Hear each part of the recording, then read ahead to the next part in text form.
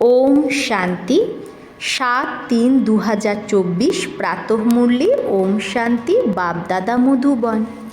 বাবা বলেছে, মিঠে বাচ্চে, বাবার কর্তব্য হলো এই কাটার জঙ্গলকে খালাস করে ফুলের বাগিচা বানানো।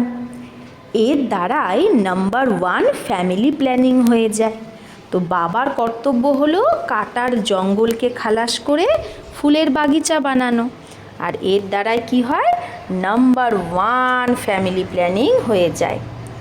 প্রশ্ন, ফ্যামিলি প্ল্যানিংয়ের ফার্স্ট ক্লাস শাস্ত্র কোনটা? তো ফ্যামিলি প্ল্যানিংয়ের ফার্স্ট ক্লাস শাস্ত্র কোনটা আর কিভাবে? উত্তর, গীতা হলো ফ্যামিলি প্ল্যানিংয়ের ফার্স্ট ক্লাস শাস্ত্র। কারণ গীতা দ্বারাই বাবা অনেক অধর্মের বিনাশ করে এক ধর্মের স্থাপনা করে। গীতাতেই ভগবানের মহাবাক্য আছে, কাম মহাশত্রু। যখন কাম শত্রুর ওপর জিত পেয়ে নাও, তো ফ্যামিলি প্ল্যানিং অটোমেটিক হয়ে যায়। এটা এক বাবারই কাজ, কোনো মানুষের নয়। ওম শান্তি। শিব ভগবানও বাজ। বাবা বসে রুহানি বাচ্চাদের বোঝায়, এই দুনিয়াকে তো আসুরি দুনিয়া অবশ্যই বলবে, নতুন দুনিয়াকে দৈবী দুনিয়া বলবে। দৈবী দুনিয়ায় মানুষ খুব অল্প থাকে। এই রহস্য কাউকে বোঝানো উচিত এখন। যে ফ্যামিলি প্ল্যানিংয়ের মিনিস্টার আছে তাদেরকেও বোঝানো উচিত। বলো, ফ্যামিলি প্ল্যানিংয়ের ডিউটি তো গীতার কথন অনুসারে এক বাবারই আছে, এক বাবারই এই ডিউটি ফ্যামিলি প্ল্যানিং বলা। গীতাকে তো সবাই মানে। গীতা হলো ফ্যামিলি প্ল্যানিংয়ের শাস্ত্র। তাহলে আজকে একটা নতুন কথা, গীতা কিসের শাস্ত্র? ফ্যামিলি প্ল্যানিংয়ের। গীতার দ্বারাই বাবা নতুন দুনিয়া স্থাপনা করে। এটা তো অটোমেটিক্যালি ড্রামায় বাবার পার্ট সেটই আছে। বাবাই এসে আদি সনাতন দেবী দেবতা ধর্মের স্থাপনা করে অথবা পিওর ন্যাশনালিটির স্থাপনা করে। নিজেকে দেবী দেবতার ধর্মেরই আমরা বলবো।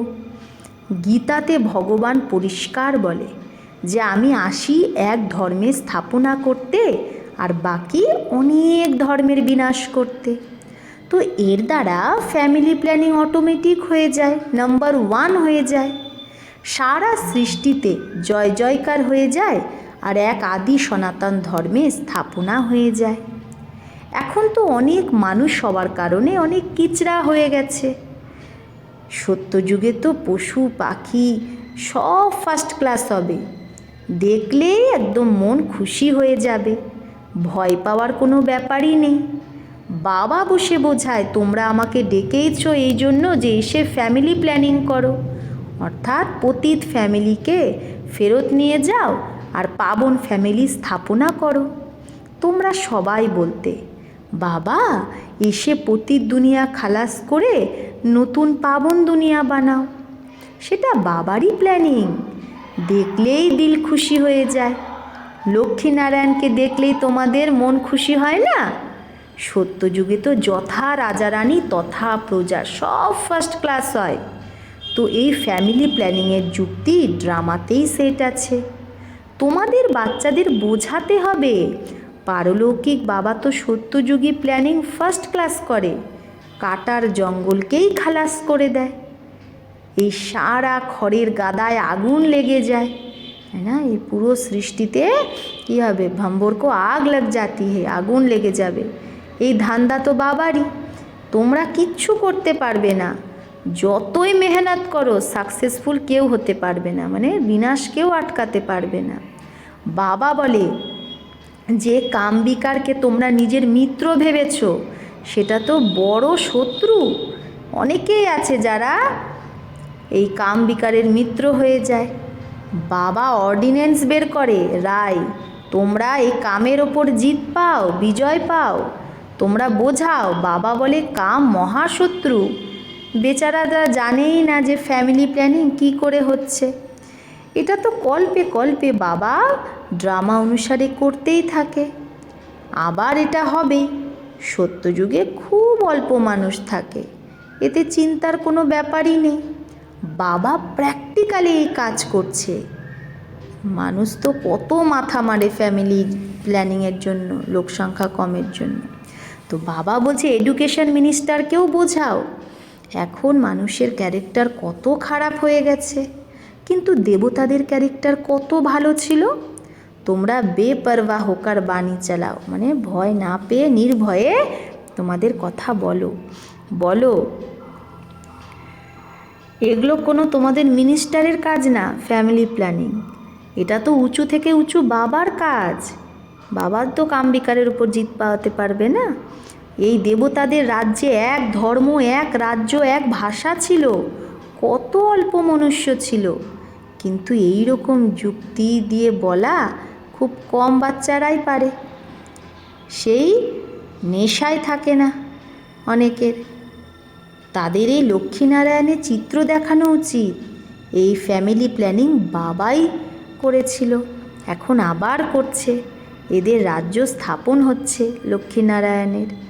বাবা বলে এই লক্ষ্মীনারায়ণের চিত্র সদা ফ্রন্টে রাখো, আর বাত্তিয়া আদি খুব লাগাও, লাইটিং লাগাও।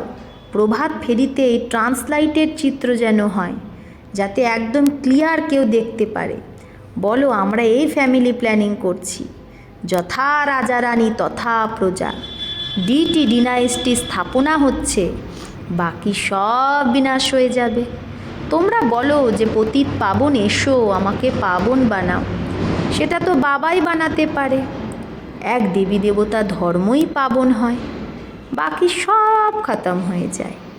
বলো শিব বাবার হাতেই এই প্ল্যানিং আছে। সত্যযুগে এই প্ল্যানিং হয়ে যায়, সেখানে তো হলোই দেবতা বংশ, সেখানে তো শূদ্র থাকেই না। তাহলে শূদ্র কখন থাকে? কলিযুগে। এটা তো বড় ফার্স্ট ক্লাস প্ল্যানিং, বাকি সব ধর্ম খালাস হয়ে যায়। এই বাবার প্ল্যানিং এসে বোঝো। তোমাদের এই কথা শুনে তোমাদের উপর অনেকেই কুরবান হয়ে যাবে। এই মিনিস্টার আদি নির্বিকারী প্ল্যানিং কি করে বানাতে পারে? বাবা যে উঁচু থেকে উঁচু ভগবান, সে আসেই এই প্ল্যানিং করতে, বাকি সব অনেক ধর্মের খালাস করে দেয়।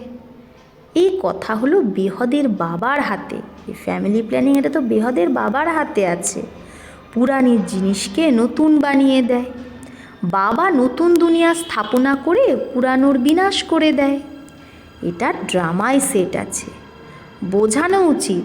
ভাই আর বোন, এই সৃষ্টিচক্রের আদি মধ্য অন্তকে তোমরা জানো না? বাবা বলে সত্যযুগ আদিতে না এত মানুষ থাকে, না ফ্যামিলি প্ল্যানিং আদির কথা বলে, তাই না? ওখানে মানুষই এত থাকে না, তো ফ্যামিলি প্ল্যানিংয়ের কি কথা বলবে? প্রথমে তো তোমরা সৃষ্টির আদি মধ্য অন্তকে এসে বোঝো, সদ্গতি দাতা তো বাবাই। সদ্গতি অর্থাৎ সত্যযুগী মনুষ্য। প্রথমে এই দেবী দেবতা খুব অল্প ছিল, ফার্স্ট ক্লাস ধর্ম ছিল। বাবা ফুলের ফার্স্ট ক্লাস প্ল্যানিং বানায়, তাই না? সত্যযুগে সব আত্মারা কি ছিল? ফুল, মানে একে অপরকে সুখ দিত। কাম তো মহাশত্রু, আজকাল তো কামের জন্য প্রাণও দিয়ে দেয়। যদি কারোর সাথে দিল হতি হে, হ্যাঁ, কাউকে ভালো লাগে, আর মা বাবা যদি তার সাথে তার না বিয়ে দেয়, তো ব্যাস ঘরেই হাঙ্গামা মাচিয়ে দেয়। এটা হলো একদম নোংরা দুনিয়া। সবাই একে অপরকে কাটাই লাগাতে থাকে, দুঃখ দেয়। সত্যযুগে তো ফুলের বর্ষা হয়। তো এইরকম বিচার সাগর মন্থন করো। বাবা ইশারা দিতে থাকে, তোমরা এটাকে রিফাইন করো, পয়েন্টগুলোকে রিফাইন করো। চিত্র ভিন্ন ভিন্ন প্রকারের বানায়। ড্রামা অনুসারে যা কিছু হচ্ছে সেটা ঠিক, কাউকে বোঝানোও খুব সহজ। সবার ধ্যান বাবার দিকেই আনতে হবে, সবার ধ্যান বাবার দিকেই আকর্ষণ করাতে হবে। বাবারই এটা কাজ। এখন বাবা উপরে বসে আছে, এই কাজ ये काम करेगा नहीं। कहते भी है जब जब धर्म की ग्लानि होती है, आसुरी राज्य होता है, तब तक आकर इन सबको खलास कर दैवी राज्य की स्थापना करता हूँ। তো বাবা উপরে বসে থাকলে তো এই কাজ করবে না। বাবা বলেই যখন যখন ধর্মের গ্লানি হয়, আসুরি রাজ্য হয়, তখনই বাবাকে এসে এই সব কিছু খালাস করে দৈবী রাজ্যে স্থাপনা করে। মানুষ তো অজ্ঞান নিদ্রায় শুয়ে আছে, এগুলো সব বিনাশ হয়ে যাবে যারা নির্বিকারী হয় তাদেরই ফ্যামিলি এসে রাজ্য করে, তাই না? যারা এখন নির্বিকারী হবে তাদেরই তো ফ্যামিলি এসে রাজ্য করবে সত্যযুগে। তো গায়নও আছে ব্রহ্মা দ্বারা স্থাপনা। কিসের স্থাপনা? এই ফ্যামিলির, মানে দেবী দেবতা ধর্মের। এই প্ল্যানিং এখন হচ্ছে। ব্রহ্মা কুমার কুমারীরা পবিত্র হয়, তো তাদের জন্য নিশ্চয়ই পবিত্র নতুন দুনিয়া চাই। এই পুরুষোত্তম সঙ্গম যুগ খুব ছোট, এত অল্প সময়ে কত ভালো প্ল্যানিং করে। বাবা এত অল্প সময়ে সঙ্গম যুগে কত ভালো প্ল্যানিং করে দেয়। বাবা সবার হিসাব কিতাব চুক্ত করে নিজের ঘরে নিয়ে যায়। এত সারা কিচরা সেখানে নিয়ে যাবে না, ছি ছি আত্মারা যেতে পারবে না, তাই বাবা এসে গুলগুল বানিয়ে নিয়ে যায়। এরকম কথার উপর বিচার সাগর মন্থন করো, তোমরা রিয়ালাইজ করতে থাকো। বাবা বলে আমি এক ধর্মের স্থাপনা করাতে তোমাদের রিহার্সাল করাচ্ছি। এই ফ্যামিলি প্ল্যানিং কে করেছে? বাবা বলে আমি কল্প আগের মতো নিজের কার্য করছি। ডাকেও না, হে পতিত ফ্যামিলি সে বদল কর পাবন ফ্যামিলি স্থাপন করো। ডাকেও না, হে পতিত পাবন, এই পতিত ফ্যামিলি থেকে বদলে পাবন ফ্যামিলি স্থাপন করো। এই সময় সবাই হলো পতিত। বিয়ে বাড়িতে লাখ লাখ টাকা খরচ করে, বিয়েতে কত ভাবকা করে, কত আয়োজন করে, তো আরোই পাবনের বদলে পতিত হয়ে যায়। তোমাদের বাচ্চাদের এখন এই ঈশ্বরীয় ধান্দা করা উচিত, সবাইকে বোঝানো উচিত। সবাই আসুরি নিদ্রায় ঘুমিয়ে আছে, তাদের জাগানো উচিত। গোড়া হয়ে অন্যকেও গোড়া বানাতে হবে। তো বাবার ভালোবাসাও তার প্রতি হবে, যে নিজে বাবার জ্ঞান পেয়ে অন্যকে জ্ঞান দেবে, তো বাবা তো তাকে ভালোবাসবে না, সার্ভিসই করবে না, তো কি পাবে? ও কেউ বাদশাহ হয় তো নিশ্চয়ই সে ভালো কর্ম করেছে, এটা তো যে কেউ বুঝতে পারে। এ রাজা রানী, আমি দাস দাসী, তো নিশ্চয়ই আগের জন্মে কর্ম এরকম হয়েছে, তার জন্য ও রাজা রানী, আমি দাসী। খারাপ কর্ম করলে খারাপ জন্ম পায়, কর্মের গতি তো চলতেই থাকে। এখন বাবা তোমাদের ভালো কর্ম করা শেখায়। সত্যযুগেও এরকম নিশ্চয় ভাববে যে আগের জন্মে কর্ম অনুসারে এরকম হয়েছি, বাকি কি কর্ম করেছে সেটা জানবে না। কর্ম গাওয়া হয়, যত যে ভালো কর্ম করে সে তত উঁচু পদ পায়, উঁচু কর্মের দ্বারাই উঁচু হয়। ভালো কর্ম না করলে ঝাড়ু লাগাবে, ভারী ঢোতে হেমাল বোঝাই করবে, কর্মের ফল তো বলবে না। কর্মের থিওরি চলে, শ্রীমতের দ্বারা ভালো কর্ম হয়। কোথায় বাদশাহ হও, কোথায় দাস দাসী। তো বাবা বলে এখন ফলো ফাদার, আমার শ্রীমতে চললেই তুমি উঁচু পদ পাবে। বাবা সাক্ষাৎকারও করায়, এই মাম্মা বাবা বাচ্চা এত উঁচু হয়, এটাও তো কর্ম না?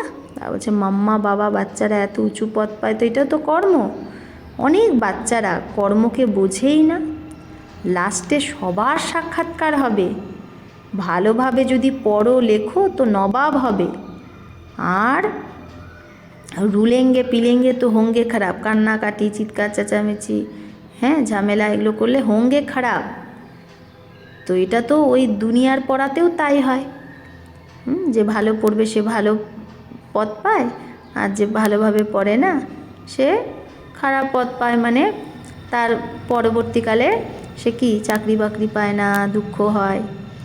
তো ভগবানও বাজ এই সময় সারা দুনিয়া কামচিতায় জ্বলে মরছে, বলে স্ত্রীকে দেখনে সে অবস্থা বিগড়তি হে। তো বাচ্চারা আবার বাবাকে বলে বাবা, কোনো ভাইরা, যে স্ত্রীকে দেখলে আমার অবস্থা বিগড়ে যায়, মানে আর্থিক স্থিতি থাকে না। কিন্তু সত্যযুগে তো এরকম অবস্থা বিগড়াবে না।